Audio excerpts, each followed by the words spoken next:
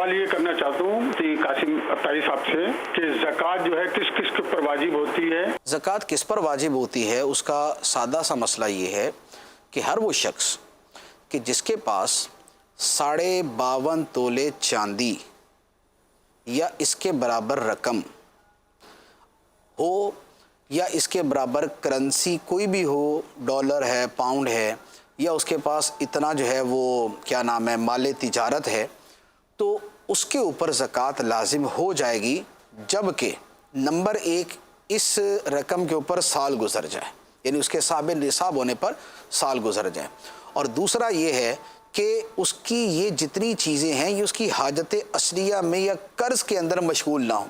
रकम तो है लेकिन फ़ौरी ख़र्च करनी है, या रकम तो है लेकिन उस बंदे पे कर्ज़ा चढ़ा हुआ है, तो अब इसके ऊपर ज़कात लाजिम नहीं होगी। अब ये है कि ज़कात का रमज़ान के साथ कोई ताल्लुक़ नहीं। ज़कात का ताल्लुक़ होता है बंदे के ऊपर निसाब के साल गुज़रने का। कोई बंदा मिसाल के तौर पे यकुम मुहर्रम को साहिब निसाब बना कि उसके बाद मसलन 1 लाख रुपए है।